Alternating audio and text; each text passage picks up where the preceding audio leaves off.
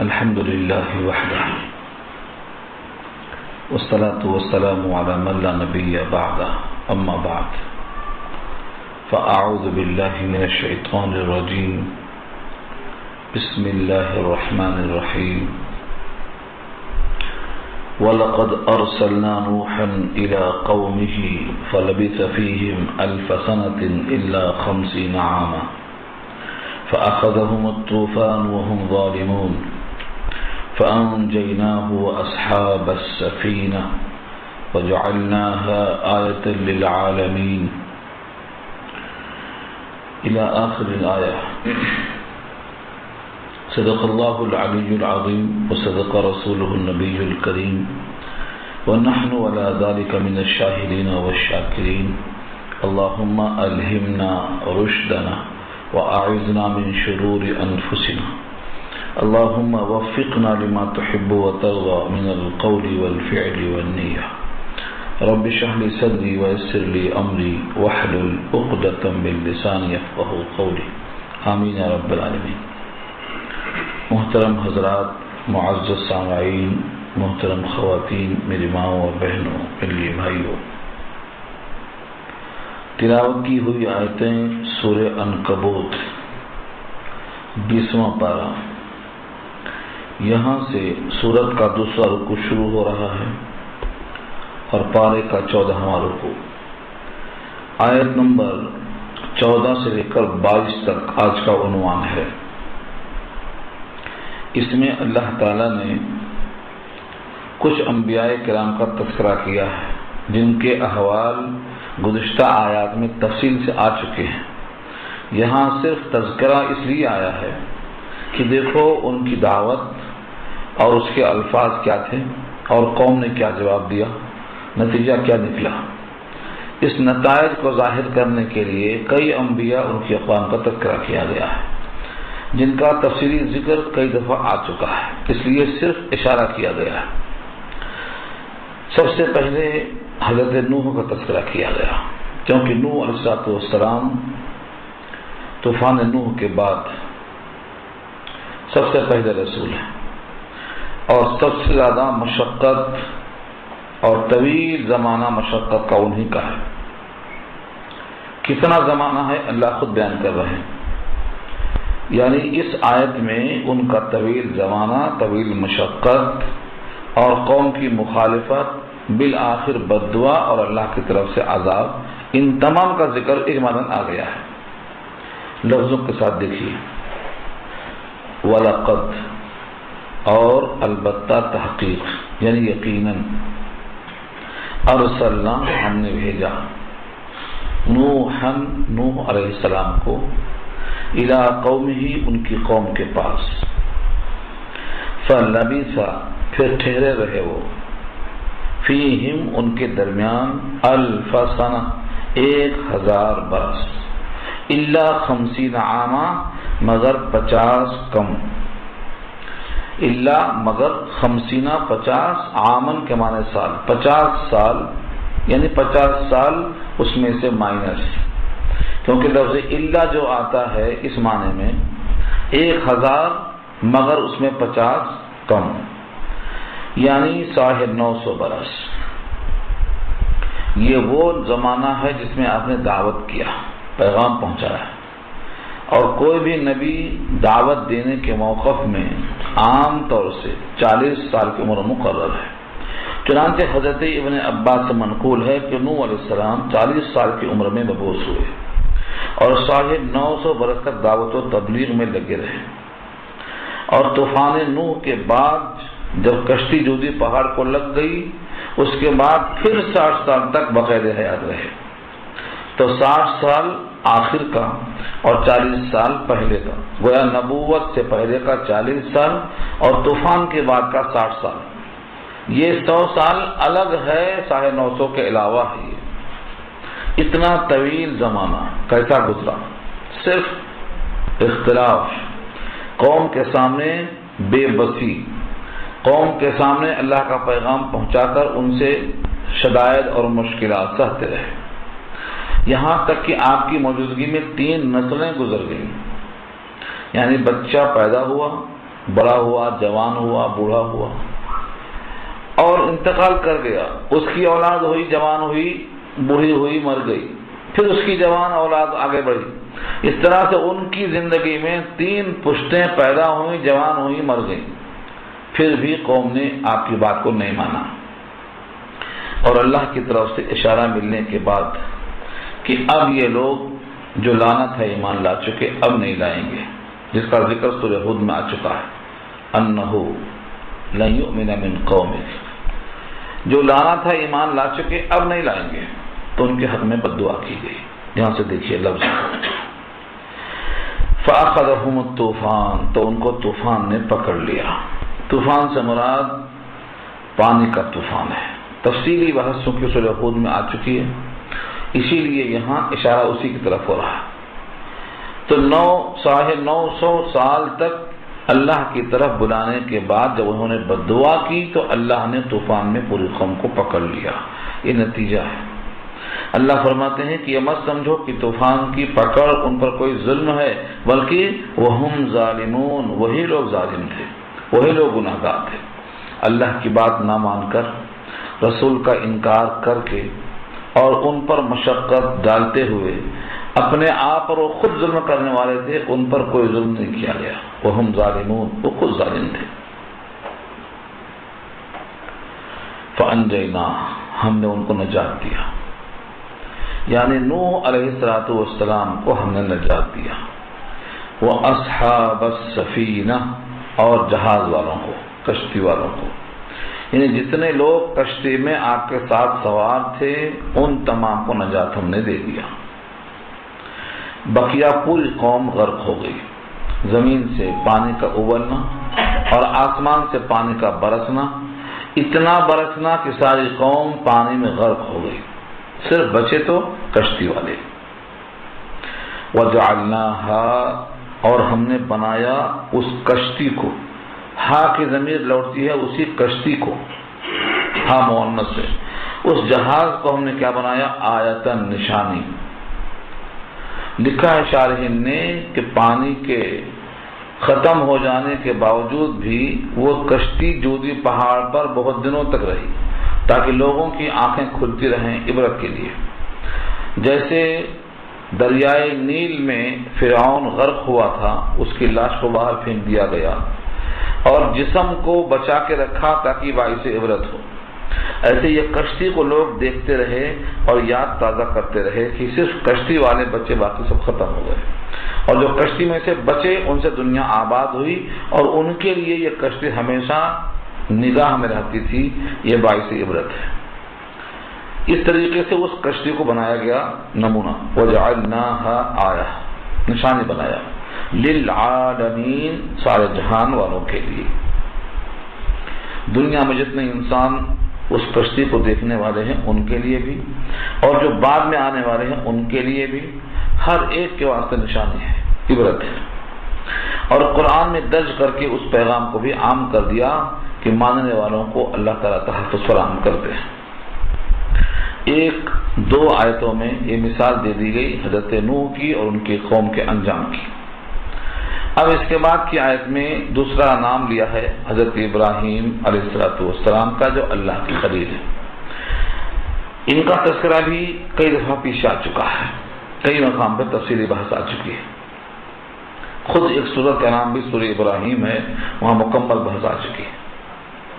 وہ ابراہیم، اور ابراہیم کو ہم نے بھیجا، اذ قال لقومہ، جب کہا انہوں نے اپنے قوم سے، اعبدوا اللہ، اللہ کی عبادت کرو، واتقوہ، اور ڈرتے رہو اس سے، یعنی اس کا حکم ٹوٹنے سے بچتے رہو، اللہ کو ناراض کرنے سے ڈرتے رہو، ذالکم خیر لکم، یہ تمہارے حق میں بہتر ہے، یعنی اللہ سے ڈرتے رہنا ہی تمہارے حق میں بہتر ہے، قانون شکنی سے بچتے رہنا ہی تمہارے حق میں بہتر ہے، یہ کہا گیا، ذالکم خیر لکم، یہ تمہارے حق میں بہت بہتر ہے، ان کنتم تعلمون، اگر تم جانتے، اگر تم سمجھ رکھتے ہو تو تمہارے حق میں یہ بہتر ہے۔ قوم جب ناسمجھ ہوتی ہے تو کیا بہتر ہے اور کیا برا نہیں سمجھتی، لیکن اگر قوم سمجھدار ہے تو اچھا برا سمجھنے لگتی ہے. یہاں وہی مراد ہے کہ انبیاء کی بات ماننا، اللہ کی بندگی کرنا اور اللہ سے ڈرتے رہنا یہ تمہارے حق میں بہتر ہے، بشرطے کہ تمہارے اندر سمجھ بوجھ اتنی ہو کہ کیا اچھا ہے اور کیا برا ہے، اتنی تمیز تمہارے اندر آ جائے.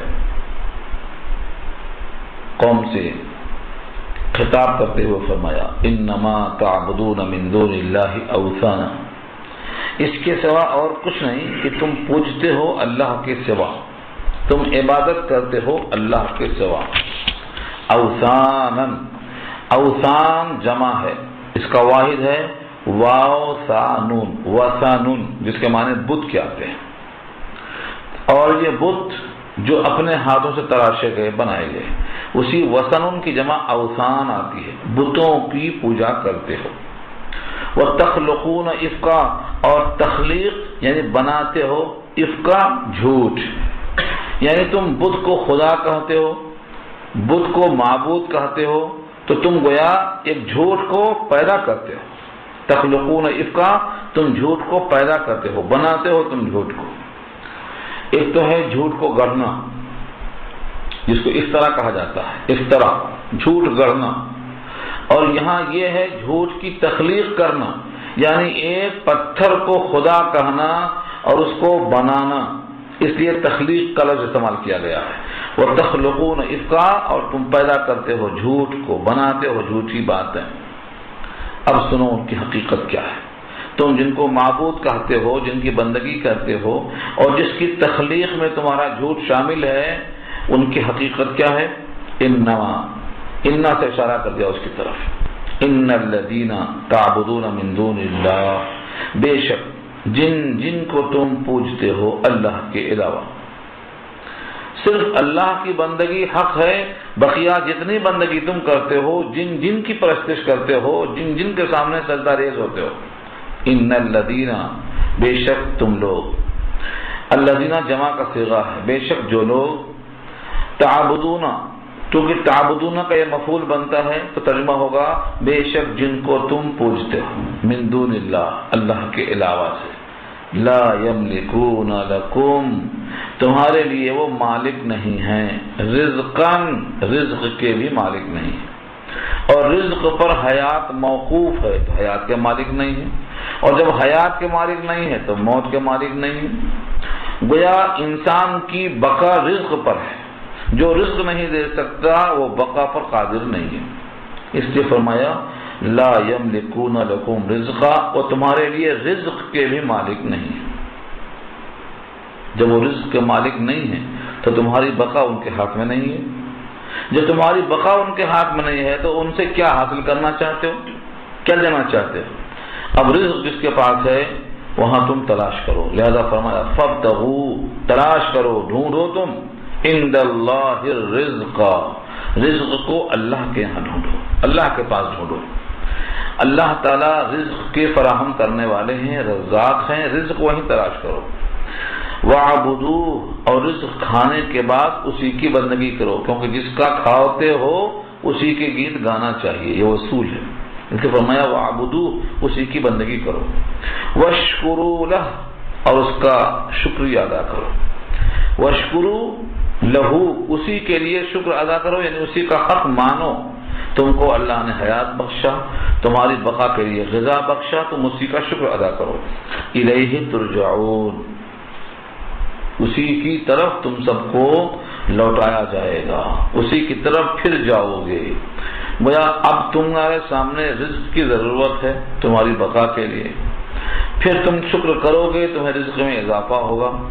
اور اگر تم نے ناقدری کی، ناشکری کی، تو سنو انجام کے اعتبار سے تم کو بالآخر وہیں جانا ہے. تو تم کیا منہ دکھاؤ گے اللہ کو کہ تم نے اللہ کے پاس حاضر ہو کر اللہ کے غیروں کی پرستش کی اور اللہ کا رزق استعمال کر لیا. تم اللہ کے پاس پہنچ کر کیا جواب دو گے. الیہ ترجعون میں اشارہ اسی کی طرف ہے. اور پھر ترجعون رجع سے بنا ہے، اور رجع کے معنی آتے ہیں جہاں سے آیا وہیں لوٹا، لوٹنے کے معنی میں آتا. تو معلوم یہ ہوا کہ تم اللہ کے پاس لوٹائے جاؤ گے، آئے بھی وہیں سے ہو، یہ ثابت ہوتا ہے اس سے. کیونکہ اس کو لوٹنا نہیں کہتے اگر وہاں سے نہ آیا ہو، جانا کہتے. اللہ کے پاس سے آئے ہو، اللہ کے پاس جانا ہے، تو جس نے تم کو بھیجا ہے، تمہاری بقا کا سامان فراہم کیا ہے، پھر شکریہ ادا کرنے پر نعمتوں میں اضافے کا وعدہ ہے، پھر اسی کے پاس لوٹ کر جانا ہے، یہ سب تقاضے ہیں۔ وَإِن تُكَذِّبُوا، اور اگر تم جھٹلاتے ہو، وَإِن تُكَذِّبُوا، اگر تم جھٹلاؤ گے، کہ تمہاری تکذیب کوئی پہلی انوکھی نہیں ہوگی، بہت سی قوموں نے نبیوں کو تم سے پہلے جھٹلایا ہے، تم ان میں سے ایک ہو گئے، اور جھٹلانے والوں کا جو انجام ہوا ہے تمہارا بھی وہ انجام ہوگا۔ اس لیے فرمایا وَإِن تُكَذِّبُوا، اور اگر تم تکذیب کرو گے، جھٹلاؤ گے، فَقَدْ كَذَّبَ أُمَمٌ، تو تحقیقی جھٹلا چکے ہیں بہت سی امتیں، بہت سے فرقے، من قبلکم، تم سے پہلے سے جھٹلا چکے ہیں۔ جتنے رسولوں کو جھٹلایا گیا، تکذیب کی گئی، ان کا نقصان نہیں ہوا، کیونکہ ان کے ذمہ صرف پہنچا دینا ہی تھا، وہ پہنچا دیے، ان کا منصبی حق پورا ہو گیا۔ اب تمہارا البتہ نقصان ہے، تم نے اس کو اگر نہیں مانا تو نہ ماننے سے ضرر تمہارا ہوگا، جہنم میں تم کو جلنا پڑے گا۔ اس لیے فرمایا وما علی الرسول، اور نہیں ہے رسول کے ذمہ، الا البلاغ، مگر پہنچا دینا، المبین، کھول کے رکھ دینا۔ یہ مبین بلاغ کی صفت ہے، کھول کر پہنچا دینا پیغام، بس یہی کام ہے رسولوں کے ذمہ۔ اب یہاں سے بات معلوم ہو گئی کہ جب رسولوں کے ذمہ صرف پہنچا دینا ہے اور انہوں نے پہنچا دیا تو ان کا ذمہ بری ہو گیا۔ اب جن تک بات پہنچی ہے وہ اگر نہیں مانیں گے تو نہ ماننے کی بنیاد پر ضرر کس کا ہوگا؟ نہ ماننے والوں کا ہوگا۔ اشارہ یہ ہے کہ نقصان تمہارا ہی ہوگا۔ دوسری بات یہ معلوم ہوئی کہ جب انبیاء اور رسول کے ذمہ صرف پہنچا دینا ہے، منوانا اور مسلط ہونا ان کے ذمہ نہیں ہے، اور لوگوں کے نہ ماننے سے انبیاء کا ضرر نقصان نہیں ہے، تو پھر امت کے لوگ جو اصرار کرتے ہیں اور مسلط ہو کے منوانا چاہتے ہیں، یہ رسول کی رسالت کے اور داعی کی دعوت کے خلاف ہے۔ یہ چاہیے کہ صرف پہنچا دیں، ہاں پہنچانے میں کوتاہی کسر نہ کریں، بلکہ البلاغ کی صفت کیا ہے؟ المبین، کھول کے رکھ دیں، ہر بات کو واضح کر دیں۔ بس وضاحت کے ساتھ بات کا پہنچا دینا رسولوں کے ذمہ ہے، اور نائبین رسول کے ذمہ بھی یہی کام ہے۔ اب یہاں سے ایک تو دلیل ہو گئی فکری لحاظ سے، اب دلیل آ رہی ہے اس کائنات میں غور و فکر کرو، چلو پھرو، دیکھو کیسا انجام ہوا اور کیسا تمہاری تخلیق کی ابتدا ہوئی۔ اولم یرو، کیا وہ لوگ نہیں دیکھتے؟ اولم یرو، کیا وہ لوگ نہیں دیکھتے؟ کیف، کیسے، کیوں کر، یبدئ اللہ الخلق، پیدا کرتا ہے اللہ مخلوق کو، اللہ کیسے شروع کرتا ہے پیدائش کو، ثم یعیدہ، پھر اس کو دہرائے گا، اعادہ کرنا، دہرانا، پھر سے کرنا۔ جس طرح اللہ تعالیٰ مخلوق کو پیدا کرتا ہے کہ انسان مٹی سے غذائیں لیتا ہے، غذاؤں سے خون بنتا ہے، خون سے قطرے بنتے ہیں، اور اس سے انسان تیار ہو جاتا ہے، تو جو اللہ پانی برسا کر مٹی سے غذائیں نکال سکتا ہے وہ قبروں سے مردوں کو نکال سکتا ہے، یہ اعادہ پر وہ قادر ہے۔ اس لیے جو ابتدا کر سکتا ہے وہ یہ اعادہ بھی کر سکتا ہے، جو آغاز کر کے دکھا سکتا ہے وہ دوبارہ اس کام کو کرنے کو مشکل نہیں سمجھ سکتا، خاص طور سے اللہ کے لیے۔ اللہ نے خود فرمایا ان ذلک علی اللہ یسیر، بے شک یہ سب اللہ پر آسان ہے۔ ان ذلک علی اللہ یسیر کہہ کے اشارہ کر دیا کہ پہلی بار کے مقابل میں دوسری بار پیدا کرنا آسان ہوتا ہے عام طور سے، عادت کے اعتبار سے، لیکن اللہ کے سامنے پہلی بار پیدا کرنا، دوسری بار پیدا کرنا، دونوں اللہ پر آسان ہے۔ اس لیے فرمایا ان ذالک، بے شک یہ، علی اللہ، اللہ پر، یسیر، آسان ہے۔ دوبارہ پیدا کرنا، پہلی بار پیدا کرنا سب آسان ہے۔ قل، اے نبی صلی اللہ علیہ وسلم آپ کہہ دیجئے، سیرو فی الارض، سیر کرو زمین میں۔ سیرو امر ہے، فی الارض سے مراد ملک شام کی طرف جاؤ، ملک یمن کی طرف جاؤ، قوم صدوم کی طرف جاؤ، قوم شام کی طرف جاؤ، جن جن جگہوں میں کھنڈرات پڑے ہوئے ہیں جا کر دیکھو۔ قل سیرو فی الارض، اس کا مطلب یہ ہوا عبرت کی خاطر زمین میں سیر کرنا یہ منظور ہے، جس سے تحقیق ہو کہ اللہ نے قوموں کے ساتھ کیا انجام کو پہنچایا اور ان کا کیا سلوک کیا، ان کو ان کی سزائیں کیسے دی گئی۔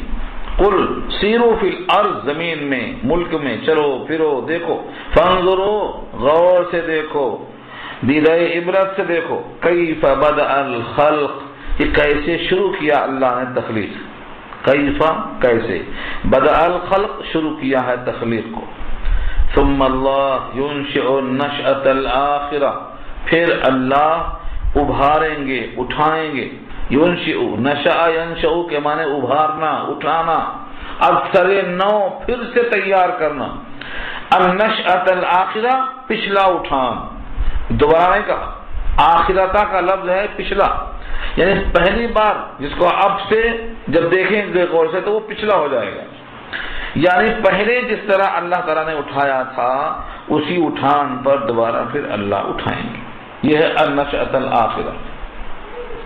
ایک ہے نشأۃ ثانیہ جس کو ہم بولتے ہیں، یہ وہی لفظ ہے، نشأۃ ثانیہ جو اردو میں استعمال ہے یہ وہی یہاں پر النشأۃ الآخرہ کے الفاظ ہیں۔ نشأۃ اولا پہلے بار اٹھانا اور ثانیہ مانے دوبارہ اٹھانا، اسی کو یہاں الآخرہ لگا کے فرمایا۔ پھر اللہ اٹھائیں گے پچھلا اٹھان دوبارہ، ان اللہ علی کل شیء قدیر، بے شک اللہ ہر شے پر قادر ہے، وہ جو چاہیں کر سکتے ہیں۔ اللہ کی قدرت پر جب بندے کا یقین بڑھ جائے گا تو پھر یہ اپنے دماغ پر نہیں تولے گا ایسا کیسا ہوگا اور یہ کیسے ہوگا اور اتنے مخلوق کو پھر کیسے پیدا کیا جائے گا، کیونکہ یہ سب اللہ کی قدرت کے مقابل میں کچھ بھی نہیں ہے۔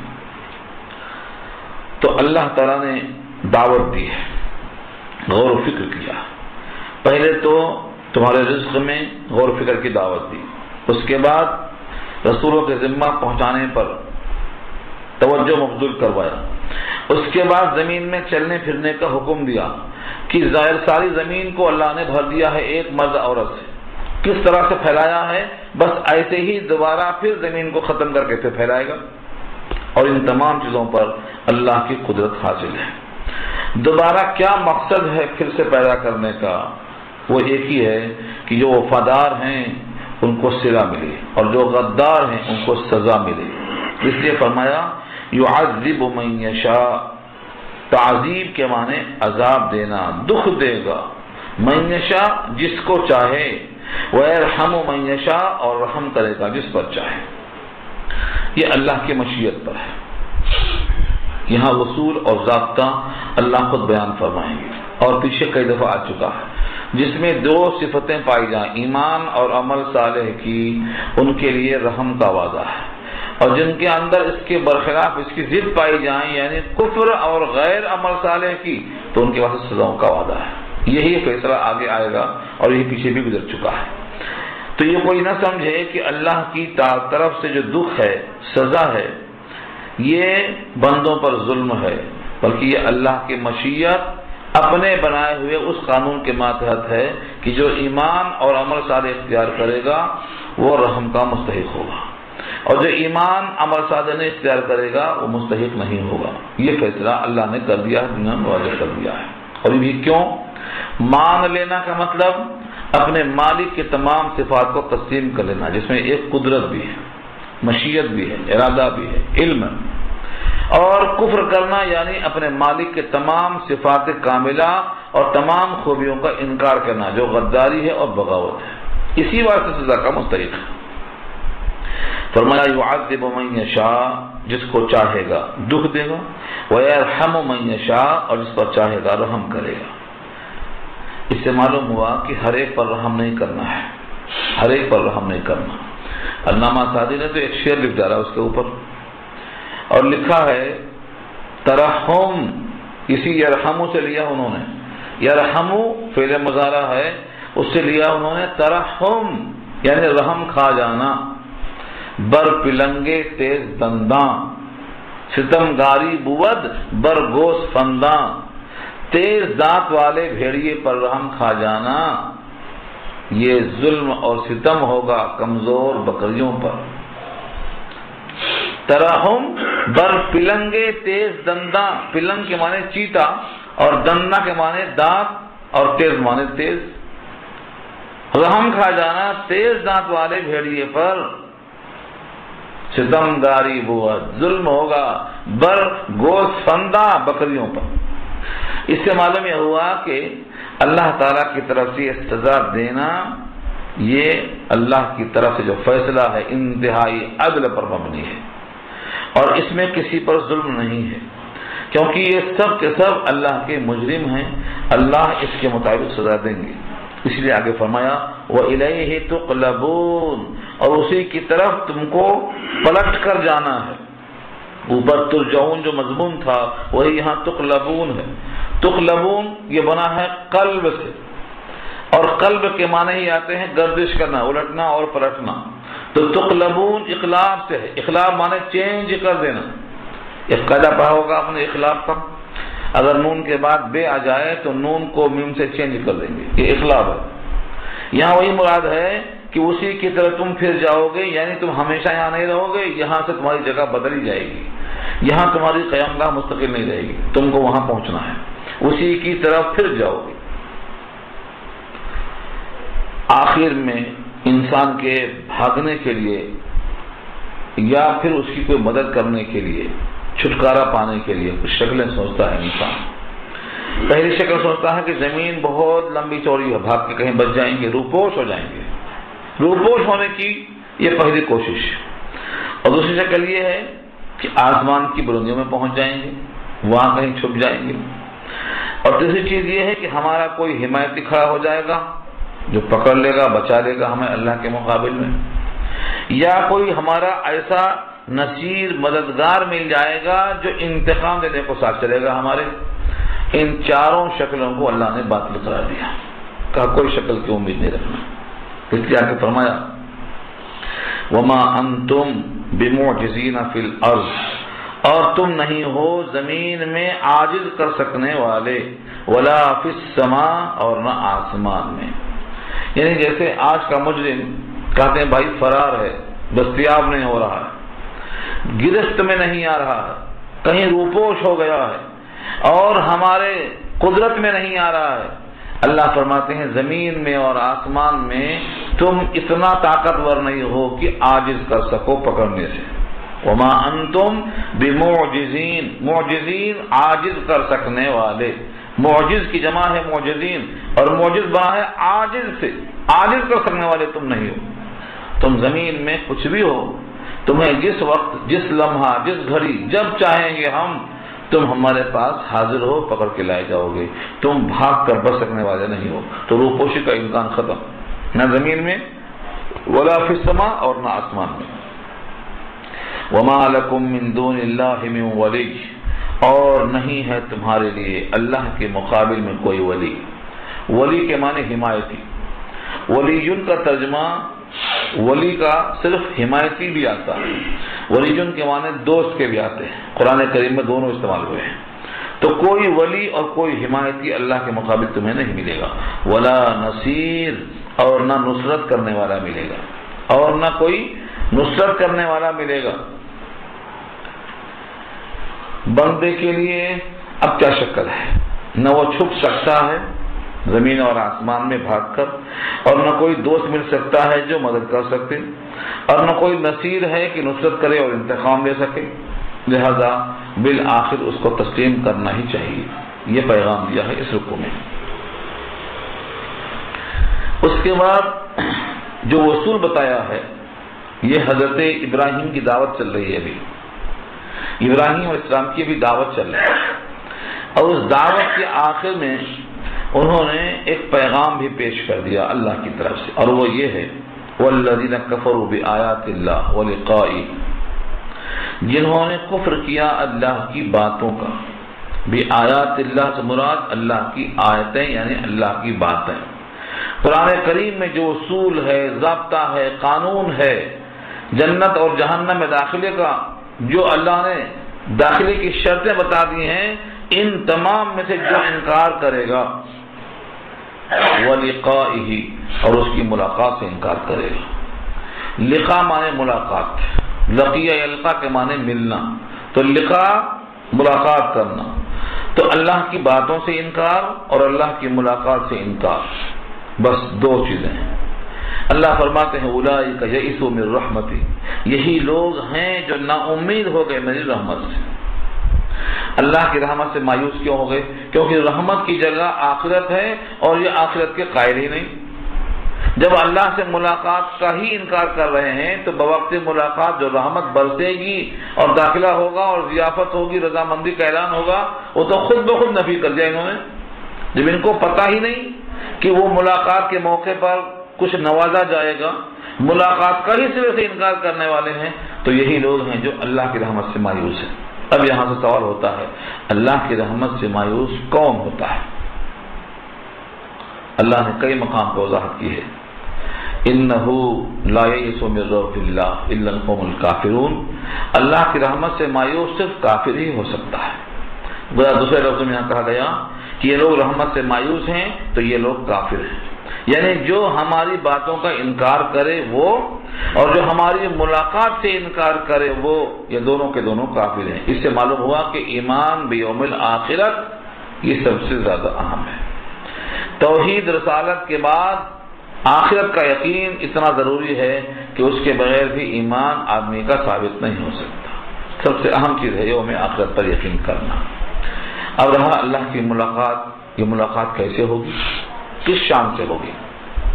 کوئی بندہ نہیں ہے جو اللہ کے پاس حاضر نہ کیا جائے، نہ کوئی ترجمان ہوگا نہ کوئی حجاب ہوگا، ہر بندہ اللہ کے سامنے روبرو پیش کیا جائے گا، تنہا تنہا، جس کا ذکر سورہ مریم میں آ چکا ہے، وَكُلُّهُمْ آتی یوم القیامت فردا، فردا مانے فردان فردان، تو ہر ایک کو آنا ہے۔ ہاں یہ اور بات ہے کہ جو کافر ہے، جو اللہ کی ملاقات کا انکار کر رہا ہے، یہ اللہ کو دیکھنے پر قادر نہیں ہوگا، اسی لیے اس کے واسطے قانون ہے وَهُمْ عَنْ رَبِّهِمْ يَوْمَئِذٍ لَمَحْجُوبُونَ، تخفیف کی آیت ہے سورۃ تخفیف پارہ 30 کے اندر، کہ وہ اپنے رب کی ملاقات سے محروم ہوں گے، حجاب میں ہوں گے، حاضر ہوں گے، حساب ہی کے واسطے لائے جائیں گے، لیکن یہ اپنے رب کو دیکھنے پر قادر نہیں ہوں گے، یعنی آنکھوں میں اتنی قدرت نہیں ہوگی کہ یہ اللہ کا دیدار کر سکیں، یہ محروم ہوں گے، اللہ کے دید کی لذت سے ہمیشہ کے لیے محروم ہوں گے۔ تو یہ پوری بحث وہاں آ چکی ہے سورہ یونس پارہ 11 میں۔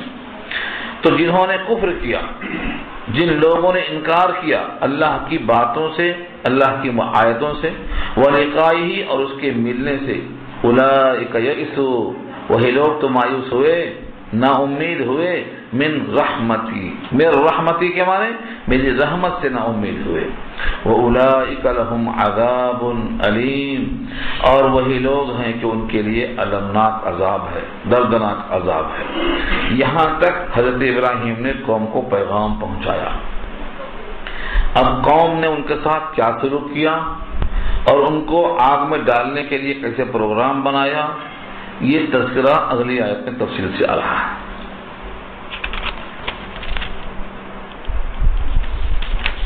یہ رکو انشاءاللہ آئندہ آئے گا، دعا کر لیجیے۔